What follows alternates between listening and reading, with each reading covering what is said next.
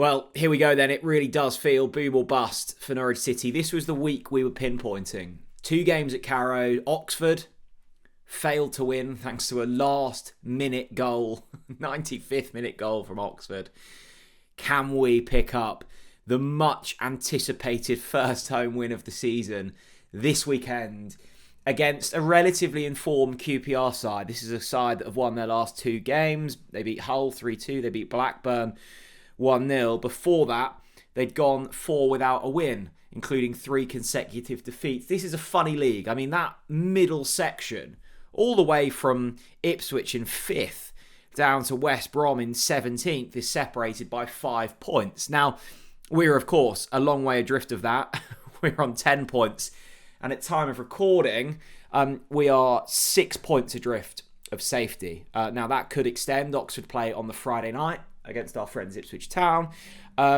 This is getting in a really, really perilous position. And yes, there's a lot of games to go this season, but there's also been a lot of games. And Norwich City are still finding ways to not pick up points, which is really concerning. Sheffield United are starting to win games. Oxford, we know, are a grindy team. They'll find their way to grind out points. Portsmouth may be the ones that you're looking at and going, maybe they'll get dragged into it. Let's not forget, just a week ago, they beat Millwall 3-1. So this is a funny division, and we have to start winning games soon. And when I mean soon, I mean Saturday, the 29th of November. I just want to say a massive thank you to BetRight. Now, you might have seen BetRight. They are the official betting partner of Norwich City. You'll have seen them around the ground. They are now the official betting partner of TalkNorwichCity. I've got a special boosted bet for this game. I will reveal it towards the end of the video. If you want a BetRight account, it's bet10. Get a £10 free bet. The links are in the description. You have to be 18 plus and you have to gamble aware. And also wait for my bet at the end of the video that's been boosted to a juicy price of 9-1. Look, this is the team that I've put on screen that I'm kind of expecting Philippe Clement to go with. Maybe there's a few changes in there. I think the replacement of Mirko Topic will probably be forced. It looks like that could be a nasty injury, sadly. So we might not be seeing him for a while. I am filming prior to Philippe Clement's press conference, so I'm sure he'll confirm it then. Jacob Wright, I mean, surely, at what point does he get some game time? Look, and he's probably going to come back and not be, match ready as soon as he gets going. He's barely kicked a football this season, so it's going to be interesting to see how long it takes him to get up to speed.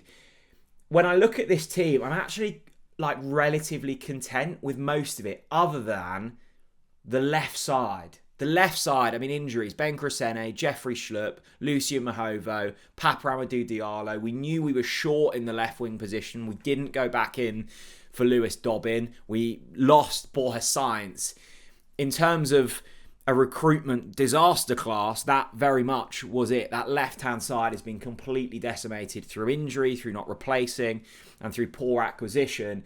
And it means that we've got an out-of-position Kellen Fisher and a shattered Oscar Schwartau.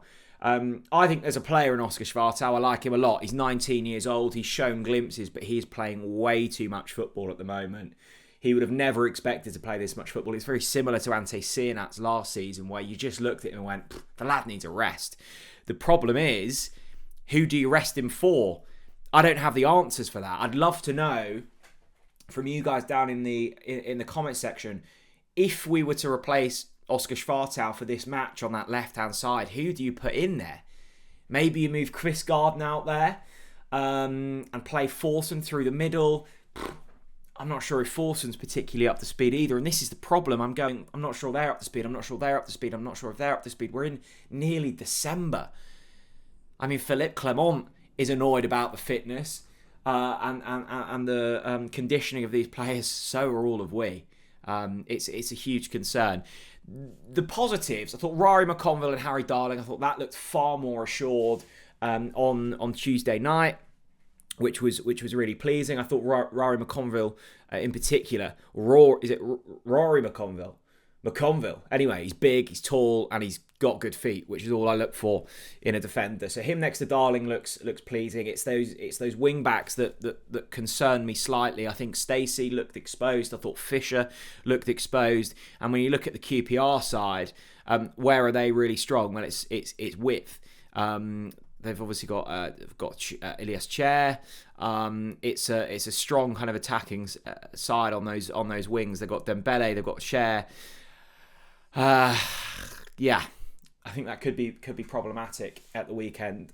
I think ideally when you have the left-hand players back fit, you probably move Kellen Fisher into right back, leave him there, drop Jack Stacey out, and then have Mahovo, Crescene, et al. At left back. So we will see what Philippe Clement says. It feels like we have players that are basically ready to come back, and then there's another setback. That feels like what it's been with Crescene and Mahovo. Hopefully there's some good news surrounding them soon. There were positives from Tuesday's performance. It's undoubted, and I think actually the misses from Schwartau and Marcondes in that second half, I'm actually I'm going to put that down to decent Oxford defending and goalkeeping. I was right behind those strikes, and at the time I was like, I don't think they could have done much more. And watching them back on the highlights, I don't think they could have done much more. It was one of those games where we created enough.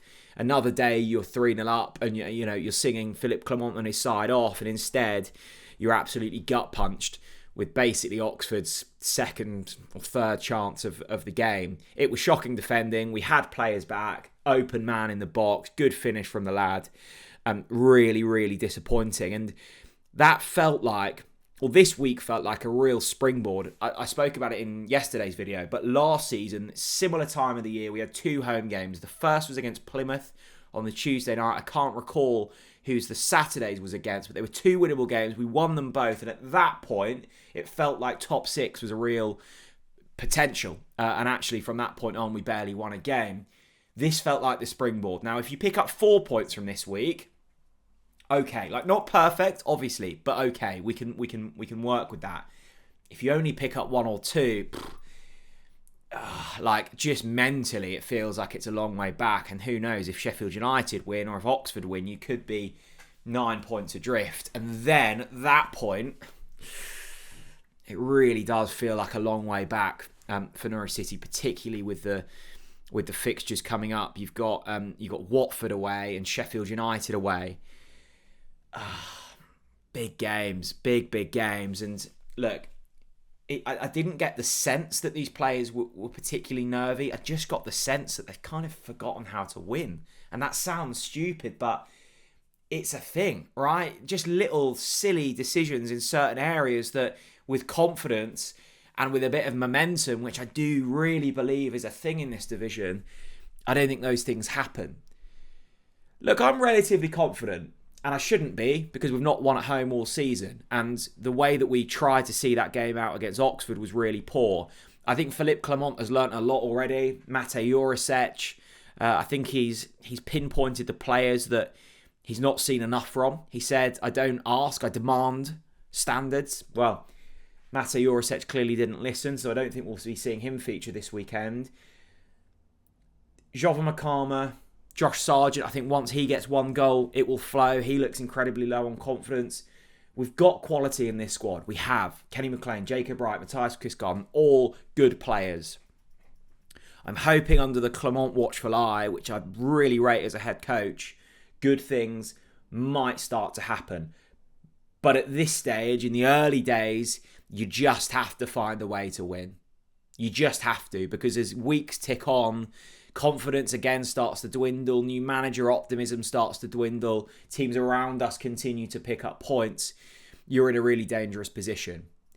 As I alluded to earlier, my confidence has transcended into my bet with BetRight this week. Now the link's in the description. They have boosted all of these bets. If you click the link, it will take you to the Norwich City Bet Boosted section. My special bet for this week, Norwich to win, Josh Sargent to score, over 2.5 goals in the game, so 3 goals or more means the bet will return.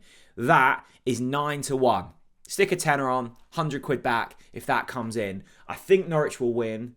I think Josh Sargent gets back to scoring form this weekend, and I think there'll be goals at either end. A big thanks to BetRight. It's 18 plus. You must gamble aware. And a big thanks for those guys for sponsoring the channel. Look, huge game. I am nervy. I hope the players aren't. I will see you at Carrow Road on Saturday for what feels like a massive game. It's Norwich City against QPR.